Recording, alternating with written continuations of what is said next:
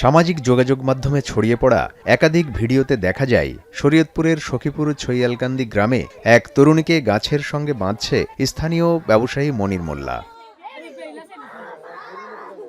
তারপর গলায় জুতার মালা পরিয়ে মাথার চুল কেটে তরুণীকে নির্যাতন করছে ফৌজিয়া, আফসানা ও নিশি নামের স্থানীয় ৩ নারী। পরিবারের অভিযোগ, গত মঙ্গলবার বাড়ির জন্য চাল ডাল ক্রয় করতে গেলে ভুক্তভোগী তরুণীকে কুপ্রস্তাব দেন স্থানীয় দোকানি মনির হোসেন। প্রতিবাদ করে বিষয়টি পরিবারকে জানানোর কথা বললে তার বিরুদ্ধে তোলা হয় দোকান থেকে কোমল পানীয় চুরির অভিযোগ। এরপর তাকে গাছের সাথে বেঁধে চালানো হয় অমানবিক নির্যাতন। ঘটনার পর হুমকি দিয়ে এলাকা ছাড়তে বাধ্য করা হয়েছে পরিবারটিকে। বর্তমানে চরম আতঙ্ক আর নিরাপত্তাহীনতায় দিন কাটছে ভুক্তভোগীদের। মেয়েটারে জুতার মালা পরাইলো, আমার মেয়েটাকে বান্দা পিটাইলো, আমার মেয়েটার উপরে অনেক অত্যাচার নির্যাতন চলছে। আর আমার মায়েটার চোখও গোটা দেওয়াইলো, সব করলো, ভিডিও করে সাইডে দিছে। আমার মায়েটার কি অপরাধ ছিল? পুলিশ আইসা আমার মেয়ে ঘরে উদ্ধার করছে। উদ্ধার করার পরে আমি সন্ধ্যার দিকে যায়া থানায় একটা অভিযোগ করছি। অভিযোগ করার পরে ওনারা মনিরকে ধরে নিয়ে আসছে। নিয়ে আসার পরে আবার মনিরকে সাইডেও দিছে।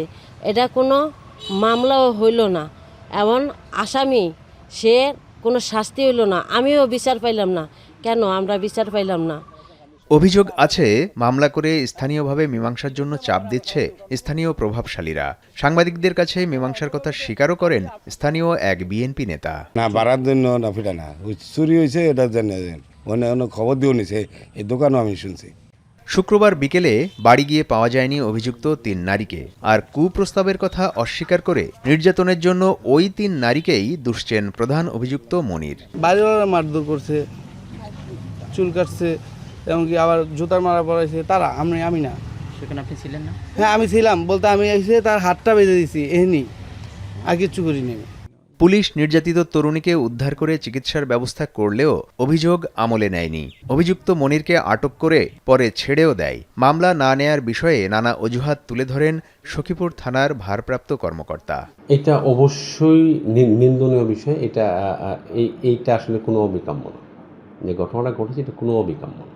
আমি যদি ফাতেমা যে অভিযোগকারী, ফাতেমা এবং ওনার হাজব্যান্ড দুজনকে এককভাবে কথা বলেছি যে আপনাকে কি কোনো অভিযোগ, কোনো চাপ দিয়েছে, কোনো ভয়ভীতি দেখাচ্ছে, ওনারা কিন্তু অস্বীকার করেছেন।